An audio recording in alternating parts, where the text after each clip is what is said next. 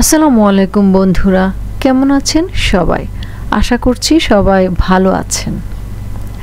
আজকে চলে এলাম আরও একটি নতুন ভিডিও নিয়ে। আমার অ্যালোভেরা গাছ কি করে এত চারা দিচ্ছে, তারপরে কি করে এত সতেজ থাকে, অনেকেই কমেন্ট করেছেন। আরও কেউ কেউ কমেন্ট করেছেন যে অ্যালোভেরা গাছে আমি কি পরিচর্যা করি। তো আজকে সেটাই আপনাদের সাথে শেয়ার করব। আমার অ্যালোভেরা গাছে দেখতে পাচ্ছেন আমি কিন্তু এই যে চা পাতা এগুলা কিন্তু বাজার থেকে কিনে আনা চা পাতা নয়, এগুলা ইউজ করা চা পাতা, যেখানে দুধ দিয়ে চা বানানো হয় সেগুলা কিন্তু না। দোকানে যে লিকার চা বানানো হয় সেই চা পাতাগুলো এখানে শুকিয়ে তারপরে গাছের গোড়ায় দিয়ে দিচ্ছি। এটা দিয়ে কিন্তু আমি একটা কম্পোস্ট সার তৈরি করি, সেটাও আপনাদেরকে দেখিয়ে দেব। ওই কম্পোস্ট সার কিন্তু আমি গাছের গোড়ায় প্রয়োগ করি, সেটাও অন্য একটি ভিডিওতে আপনাদেরকে দেখিয়ে দেব। চা পাতায় কিন্তু প্রচুর পরিমাণে নাইট্রোজেন থাকে। তারপরে আবার আমি এখানে ডিমের খোসা গুঁড়ো করে গাছের গোড়ায় দিয়ে দিচ্ছি। ডিমের খোসা ক্যালসিয়ামের ঘাটতি পূরণ করে। ডিমের খোসা দিলে গাছে সবচেয়ে বেশি উপকার হয় যে আজকে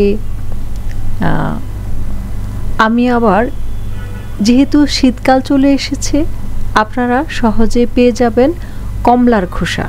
আমি এটা শুকিয়ে নিয়েছিলাম। আমি গাছের গোড়ায় যেসব উপাদান দেই সবগুলোই কিন্তু শুকনো, কারণ ভেজা কোনো কিছু দিলে গাছের গোড়ায়, যেহেতু অ্যালোভেরা গাছ স্যাঁতস্যাঁতে পছন্দ করে না, পচে যাওয়ার সম্ভাবনা খুব বেশি থাকে, সেজন্য কাঁচা কোনো কিছু দিলে বা ভেজা কিছু দিলে গাছ কিন্তু পচে যায় সহজেই। সেজন্য আমি কলার খোসা, এই যে দেখতে পাচ্ছেন আমি কলার খোসা শুকিয়ে নিয়েছি, এটা এখন টুকরো টুকরো করে গাছের গোড়ায় দিয়ে দিচ্ছি। কমলার খোসা শুকিয়ে গাছের গোড়ায় দিয়ে দিচ্ছি। আপনারা এই উপাদানগুলো শুকিয়ে তারপর গাছের গোড়ায় দিতে পারেন। দিলে দেখতে পাবেন আপনাদের গাছ কীরকম সুন্দর হবে, দ্রুত বড় হবে এবং মোটা তাজা হবে, আর গাছটা যথেষ্ট সতেজ থাকবে। আপনি এইভাবে পরিচর্যা করে দেখেন, আমাকে কমেন্ট করে জানাবেন যে আপনাদের কাজ হলো কি না। কমলার খোসা শীতের দিনে প্রচুর পাওয়া যায়, সেটা আমি এখন যেহেতু শীতকাল, রোদের তাপ খুব বেশি, আপনারা যেখানে একটু রোদ পড়ে সেখানে সবজিগুলো টুকরো টুকরো করে শুকিয়ে নিতে পারেন। আর যদি একটুও রোদ না পাওয়া যায় তাহলে ছোট একটা প্লেটে বা বাটিতে চুলার নিচে অল্প পরিমাণ চুলার নিচে রেখে দিলে কিন্তু সবজির খোসাগুলো শুকিয়ে যায়। ডিমের খোসা যেরকম চুলার নিচে রেখে তারপরে আমি গুঁড়ো করি, তেমনি সবজির খোসাও আমি চুলার নিচে রেখে দিই। আপনারাও চাইলে এভাবে চুলার নিচে রেখে দিতে পারেন, তাহলে কিন্তু আপনাদের শুকানোর ঝামেলাটা কমে যায়। সবগুলো উপাদান দেওয়ার পর আমি অল্প পরিমাণে ঝুরঝুরে মাটি গাছের গোড়ায় দিয়ে দেব। তাহলে গাছের যে জৈব উপাদানগুলো দিয়েছি সেগুলো সহজেই মাটির সাথে মিশে যাবে এবং গাছ সহজেই খাবারটা কিন্তু গ্রহণ করতে পারবে। আপনারা দেখতে পাচ্ছেন যে গাছে এই উপাদানগুলো দেওয়ার পর গাছের গোড়ার চেহারাটা কীরকম হয়েছে।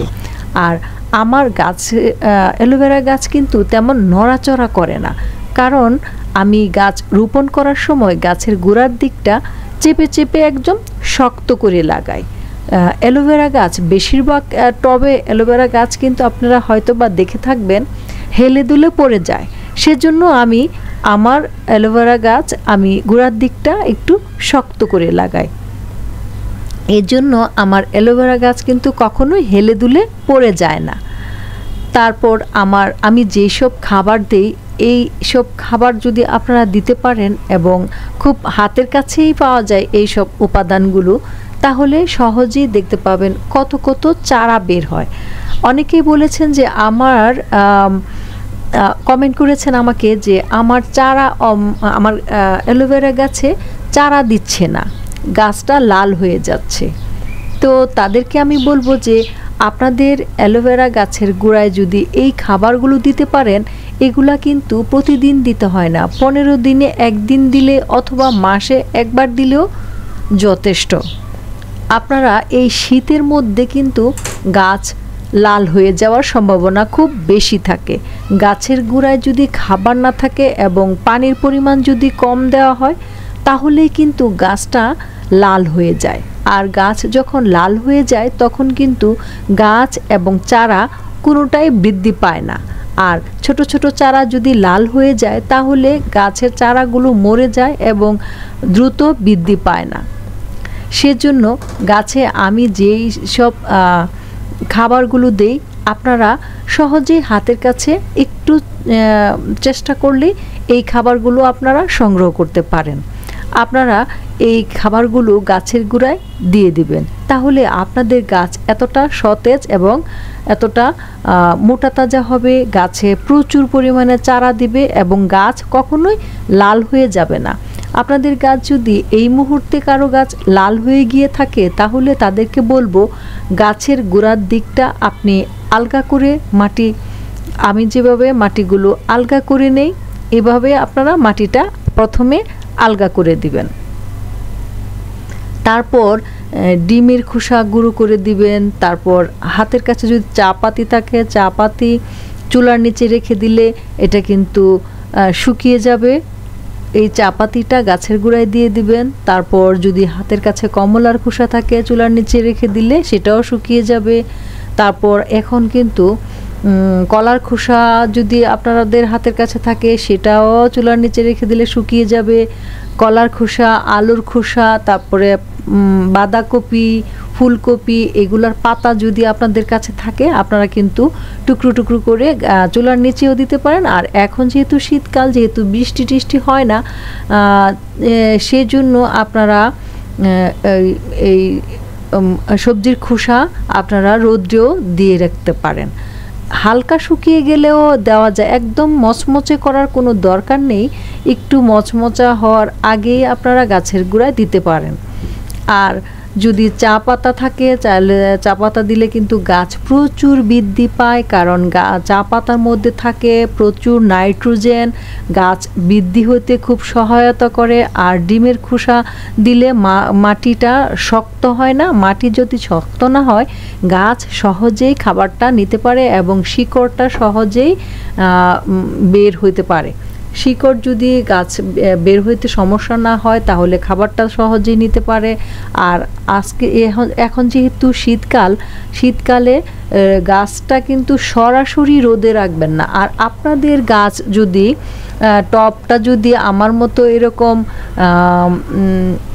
তেলের বোতলে হয়, প্লাস্টিকের কোনো টবে যদি আপনারা গাছটা রোপণ করেন তাহলে গাছটা সরাসরি রোদে রাখবেন না, কারণ সরাসরি রোদে রাখলে টব প্লাস্টিকটা গরম হয়ে যায় এবং মাটির পানিটা সহজে শুকিয়ে যায়, সে কারণে গাছ লাল হয়ে যায়। হালকা ছায়াযুক্ত জায়গায় রাখবেন। যদি আপনাদের গাছটা ছাদে থাকে তাহলে যদি বড় কোনো গাছ থাকে তার নিচে রেখে দিবেন, তাহলে কিন্তু গাছটা খুব সহজেই সুন্দরভাবে বেড়ে উঠবে। আর যদি মাটির টব হয় তাহলে সবচেয়ে ভালো হয়, তাহলে আর ছাদে এবং সরাসরি রোদ পেলেও কোনো সমস্যা হবে না। তবে মাঝে মাঝে কিন্তু পানি দিতে হবে। শীতকালে অ্যালোভেরা গাছের পানির পরিমাণটা একটু বেশি দিতে হয়। আর আমি মনে করি যে আপনারা যদি আমি যে খাবারগুলো গাছের গোড়ায় দেই এই খাবারগুলো দিয়ে হালকা মাটি দিয়ে ঢেকে দিয়ে যদি আপনারা পানি দিতে পারেন তাহলে ইনশাল্লাহ আপনারা ভালো ফল পাবেন। আমি যেভাবে পরিচর্যা করি আমি কিন্তু আপনাদেরকে এইভাবেই পরিচর্যা করার জন্য আপনাদেরকে দেখিয়ে দিচ্ছি যে আমি কিভাবে পরিচর্যা করছি। আমার গাছ দেখতে পাচ্ছেন এখন কতটা সতেজ এবং মোটা তাজা হয়েছে, আর গাছে চারাও কিন্তু হচ্ছে প্রচুর। এই চারাগুলো একটু বড় হলে কিন্তু আলাদা একটা টবের মধ্যে স্থানান্তর করে দেব। আমি আমার প্রতিটা টবের চারা আমি এইভাবেই যত্ন করি। আপনারা যদি বলেন যে আপনাদের অ্যালোভেরা গাছ চারা দিচ্ছে না, তাহলে বলবো যে আপনাদের গাছের গোড়ায় এই খাবারগুলো দিন, এবং গাছের গোড়ার মাটি যেন শক্ত না থাকে, তাহলে কিন্তু প্রচুর পরিমাণে চারা হয়। আর গাছটা যেন লাল হয়ে না যায়। গাছ লাল হয়ে যাওয়ার কারণ হলো পানির পরিমাণ কমে যায়। টবের মধ্যে যদি পানির পরিমাণ কমে যায়, তাহলেই গাছটা লাল হয়ে যায়। আপনারা খেয়াল রাখবেন গাছের গোড়ার মাটি যেন শক্ত হয়ে না যায় এবং রস যেন থাকে। চা পাতি আর আমি যে উপাদানগুলো দিলাম, এগুলো দিয়ে আপনারা পরিচর্যা করবেন। আলহামদুলিল্লাহ, আমার মনে হয় আপনারা ভালো ফল পাবেন। আমার ভিডিওটা যদি ভালো লাগে তাহলে লাইক, কমেন্ট, শেয়ার করবেন, এবং আমার চ্যানেলে নতুন হয়ে থাকলে সাবস্ক্রাইব করবেন, আর আমাকে অনেক অনেক সাপোর্ট করবেন। ভালো থাকবেন, সুস্থ থাকবেন। আল্লাহ হাফেজ।